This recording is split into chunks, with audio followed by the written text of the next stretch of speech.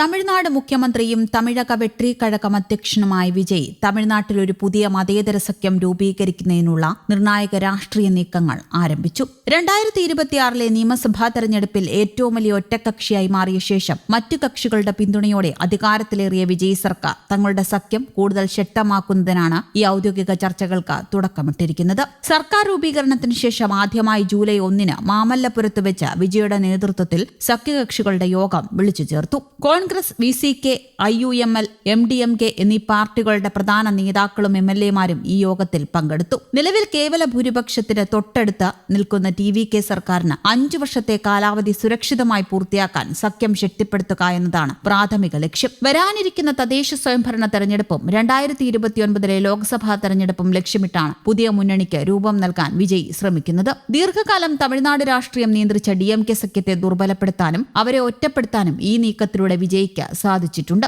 സമീപകാലത്ത് DMK സഖ്യം വിട്ട വൈങ്കോയുടെയും MDMKയുടെയും നീക്കങ്ങളോട് അനുകൂലമായാണ് പ്രതികരിക്കുന്നത്. ഈ പുതിയ മതേതര സഖ്യത്തിന്റെ ഔദ്യോഗിക പ്രഖ്യാപനം പേരും വരും ദിവസങ്ങളിൽ വ്യക്തമാക്കുമെന്നാണ് രാഷ്ട്രീയ കേന്ദ്രങ്ങളിൽ നിന്നുള്ള വിവരങ്ങൾ. വിജയ് സർക്കാരിനെ പുറത്തുനിന്ന് പിന്തുണയ്ക്കുന്ന CPI, CPIM എന്നീ കക്ഷികൾ ഈ യോഗത്തിൽ നിന്ന് വിട്ടുനിൽക്കാൻ തീരുമാനിച്ചിട്ടുണ്ട്. തങ്ങൾ നിലവിൽ ഔദ്യോഗികമായി ഒരു സഖ്യത്തിന്റെയും ഭാഗമല്ലെന്നും എന്നാൽ സർക്കാരിനുള്ള പുറത്തുനിന്നുള്ള പിന്തുണ തുടരുമെന്നും റിപ്പോർട്ടുകൾ വ്യക്തമാക്കുന്നു. 2019 മുതൽ തമിഴ്നാട്ടിൽ ഒന്നിച്ചു മത്സരിച്ച DMKയുടെ സെക്യുലർ പ്രോഗ്രസീവ് അലയൻസ് പൂർണ്ണമായും തകർത്തുകൊണ്ടാണ് വിജയ് ഈ പുതിയ ചേരി രൂപീകരിക്കുന്നത്. DMK സഖ്യത്തിലുണ്ടായിരുന്ന VCK ഉൾപ്പെടെയുള്ള കക്ഷികൾ ഔദ്യോഗികമായി ആ ബന്ധം അവസാനിപ്പിച്ചു. 234 അംഗ നിയമസഭയിൽ 108 സീറ്റുകൾ നേടി ഏറ്റവും വലിയ ഒറ്റക്കക്ഷിയായി TVKയ്ക്ക് ഭൂരിപക്ഷത്തിന് 10 സീറ്റുകളുടെ കുറവുണ്ടായിരുന്നു. എന്നാൽ കോൺഗ്രസ് 5 സീറ്റ്, VCK 2 സീറ്റ് തുടങ്ങിയ കക്ഷികളുടെ പിന്തുണയോടെയാണ് വിജയ് സർക്കാർ രൂപീകരിച്ചത്. നിലവിൽ ഈ കക്ഷികളിലെ നേതാക്കൾ വിജയ് മന്ത്രിസഭയിൽ അംഗങ്ങളുമാണ്. തമിഴ്നാട്ടിൽ എപ്പോൾ വേണമെങ്കിലും ഇടക്കാല തെരഞ്ഞെടുപ്പ് ഉണ്ടായേക്കാമെന്ന് DMK അധ്യക്ഷൻ MK സ്റ്റാലിൻ സൂചനകൾ നൽകിയിരുന്നു. ഇതിന് മറുപടിയായി തങ്ങൾക്ക് ശക്തമായ ഭൂരിപക്ഷമുണ്ടെന്നും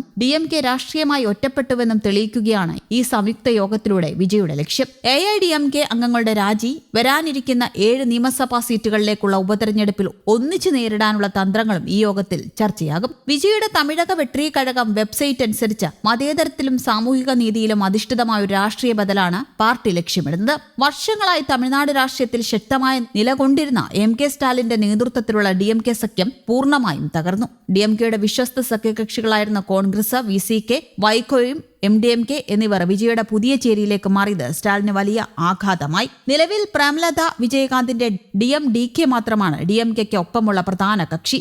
AIDMK MLA-മാരുടെ രാജി കാരണം ഒഴിവു വന്ന 7 നിയമസഭാ സീറ്റുകളിലേക്ക് ഉടൻ ഉപതെരഞ്ഞെടുപ്പ് നടക്കും. ഈ ഉപതെരഞ്ഞെടുപ്പിൽ പുതിയ സഖ്യമായി ഒന്നിച്ചു മത്സരിച്ച് പരമാവധി സീറ്റുകൾ നേടി നിയമസഭയിൽ TVKയ്ക്ക് സ്വന്തം നിലയിൽ ഭൂരിപക്ഷം ഉറപ്പാക്കുക എന്നതാണ് വിജയുടെ പ്രധാന തന്ത്രം. മുഖ്യമന്ത്രി വിജയുടെ നേതൃത്വത്തിലുള്ള പുതിയ മുന്നണി രൂപീകരണ നീക്കങ്ങൾക്കെതിരെ മുൻ ഭരണകക്ഷിയായ DMK ശക്തമായ ആരോപണങ്ങളും രാഷ്ട്രീയ വിമർശനങ്ങളുമാണ് ഉന്നയിക്കുന്നത്.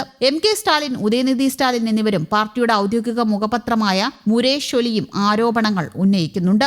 AIDMK MLA-മാരെയും മറ്റ് സഖ്യകക്ഷി നേതാക്കളെയും പണവും മന്ത്രിസ്ഥാനങ്ങളും വാഗ്ദാനം ചെയ്ത് വിജയുടെ TVK ചാക്കിട്ട് പിടിക്കുകയാണെന്ന് DMK ആരോപിക്കുന്നു. കേവല ഭൂരിപക്ഷമില്ലാത്ത സർക്കാർ ജനാധിപത്യ വിരുദ്ധമായ മാർഗങ്ങളിലൂടെയാണ് നിയമസഭയിൽ ഭൂരിപക്ഷം ഒപ്പിക്കാൻ ശ്രമിക്കുന്നത് എന്നതാണ് അവരുടെ പ്രധാന ആക്ഷേപം. കോൺഗ്രസിന്റെ വഞ്ചന. തമിഴ്നാട് നിയമസഭാ തെരഞ്ഞെടുപ്പിന് ശേഷം DMK സഖ്യം വിട്ട് വിജയെ പിന്തുണച്ച കോൺഗ്രസ് നിലപാടിനെ DMK കടുത്ത ഭാഷയിൽ വിമർശിക്കുന്നുണ്ട്. പ്രതിപക്ഷ ഐക്യം തകർക്കാൻ രാഹുൽ ഗാന്ധിയുടെ നേതൃത്വം കാരണമായെന്നും കോൺഗ്രസ് തങ്ങളെ പിന്നിൽ നിന്ന് കുത്തിയെന്നുമാണ് സ്റ്റാലിൻ ഉൾപ്പെടെ പറയുന്നത്. ഇതിൽ പ്രതിഷേധിച്ച് കോൺഗ്രസ് നയിക്കുന്ന ദേശീയ ഇന്ത്യ മുന്നണിയുടെ സുപ്രധാന യോഗങ്ങൾ DMK ബഹിഷ്കരിക്കുകയും ചെയ്തിരുന്നു. വിജയ് സർക്കാർ അധികാരത്തിലേറി ആഴ്ചകൾ പിന്നിടുമ്പോൾ തന്നെ സംസ്ഥാനത്ത് ഭരണപരമായ തകർച്ചയാണ് ഉണ്ടാകുന്നത് എന്നാണ് പ്രതിപക്ഷ നേതാവ് ഉദയനിധി സ്റ്റാലിൻ ആരോപിക്കുന്നത്. ഈ സർക്കാർ 5 വർഷത്തെ കാലാവധി പൂർത്തിയാക്കില്ലെന്നും സംസ്ഥാനത്ത് എപ്പോൾ വേണമെങ്കിലും ഇടക്കാല തെരഞ്ഞെടുപ്പ് ഉണ്ടായേക്കുമെന്നും മുൻ മുഖ്യമന്ത്രി MK സ്റ്റാലിൻ പരസ്യമായി പ്രവചിച്ചിട്ടുമുണ്ട്. ജനപിന്തുണ ഇല്ലാത്ത സർക്കാർ തമിഴ്നാട്ടിലെ 65% വോട്ടർമാരും വിജയുടെ TVKയ്ക്ക് വോട്ട് ചെയ്തിട്ടില്ലെന്നും ജനവിധി പൂർണ്ണമായി സർക്കാരിനൊപ്പമല്ലെന്നുമാണ് നിയമസഭയിൽ ഉദയനിധി സ്റ്റാലിൻ ഉന്നയിച്ച മറ്റൊരു വാദം. തെരഞ്ഞെടുപ്പ് വേളയിൽ വിജയ് നൽകിയ വലിയ വാഗ്ദാനങ്ങൾ പാലിക്കാൻ ഖജനാവിൽ പണമില്ലെന്ന് പറഞ്ഞ സർക്കാർ ഇപ്പോൾ ജനങ്ങളെ വഞ്ചിക്കുകയാണെന്നും സ്റ്റാലിൻ ആരോപിക്കുന്നു. തങ്ങളുടെ ഭരണകാലത്ത് അനുമതി നൽകിയ ഭവന പദ്ധതികളും ക്ഷേത്രഭൂമിയിലെ വാണിജ്യ സമുച്ചയ നിർമ്മാണങ്ങളും ഉൾപ്പെടെ കോടിക്കണക്കിന് രൂപയുടെ വികസന പദ്ധതികൾ വിജയ് സർക്കാർ രാഷ്ട്രീയ പകപോക്കലിന്റെ ഭാഗമായി റദ്ദാക്കുകയാണെന്ന് DMK കുറ്റപ്പെടുത്തുന്നു. എന്നാൽ വിമർശകരുടെ വായടപ്പിക്കുന്ന രീതിയിലാണ് വിജയുടെ തമിഴ്നാട്ടിലെ